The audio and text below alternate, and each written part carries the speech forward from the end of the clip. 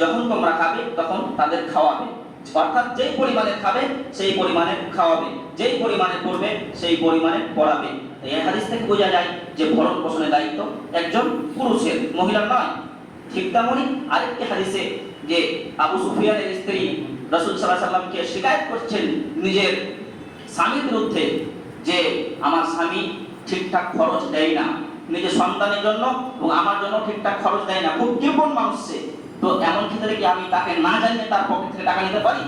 রাসূল সাল্লাল্লাহু আলাইহি ওয়াসাল্লাম বলেন, খুযি মা ইয়াকফিকি ওয়া ওয়ালাদিকি বিল মা'রুফ, যে তুমি ততটা নাও যতটা তোমার জন্য এবং তোমার সন্তান সন্ততির জন্য যথেষ্ট হবে। তাহলে যেখানে ইসলামে কারোর টাকা, এমনকি স্ত্রী ও স্বামীর টাকা বিনা অনুমতি দিতে পারে না, রাসূল সাল্লাল্লাহু আলাইহি ওয়াসাল্লাম নিতে বলছেন। তার মানে কি, যে ভরণ পোষণ দায়িত্ব তার, সে যখন দায়িত্ব পালন করছে না, কৃপণতা করছে, তুমি তাকে না জানিয়েও নিতে পারো। তাহলে বুঝতে পারা গেল যে ভরণ পোষণের সম্পূর্ণ দায়িত্ব একজন পুরুষের। আরেকটা হাদিস যাতে একবার পুরো স্পষ্ট হয়ে যায় যে হ্যাঁ, একেবারে যে কোনো অবস্থায় পুরুষের দায়িত্ব ভরণ পোষণের কোনো মহিলার নয়।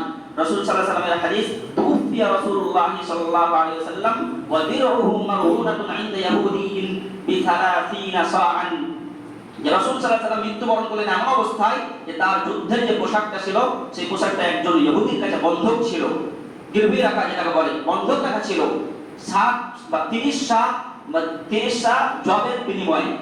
কারণ তিনার কাছে সেই সম্পদ ছিল না যে সংসার চালাবে, তখন তিনি নিজের যুদ্ধের পোশাক একজন ইহুদিকে দিয়ে সেই খাবার নিয়ে এসেছিলেন। তিনি তো বলতে পারতেন এই স্ত্রীদেরকে, অনেকগুলো স্ত্রী, একাধিক স্ত্রী ছিল, যে আমি সংসার চালাতে পারছি না, তোমরা চালাও, তোমরাও কিছু হেল্প করো, তোমরাও কাজ করো। তিনি বলেছেন না, যে কোনো মূল্যে তিনি সংসারের দায়িত্ব নিজে পালন করলেন, কারণ পুরুষের দায়িত্ব। কিন্তু আমাদের সমাজে অনেক মানুষ মনে করে থাকে যে না, সংসার মেয়েদেরকে চালাতে হবে, তাদের মানে বিধি বাধার হিসাব নাই, তুমি কতটা বিধি পেরেছো, মানে এই সপ্তাহে কত বিধি বাধা হলো, অথচ তার দায়িত্বই নয়। বিধিটা তো আরো ভিন্ন বিষয়, সেটা তো মানে ভালো কাজই নয়, সেটা আলাদা। যদি কোনো মহিলা কোনো ভালো কাজ জানে, কোনো হাতের কাজ জানে, তারপরেও সে যদি কাজ করবে, যেটা সময় সংসারে কাজ করার পরে তারপরে যে কাজ করবে, যে টাকা পাবে, সম্পূর্ণ তার। সে চাইলে দিবে, না চাইলে না দিবে, কারণ তার কোনো দায়িত্ব নেই। সে যদি দেয়, তার উদারতা, তার দয়া, সেটা ভিন্ন বিষয়।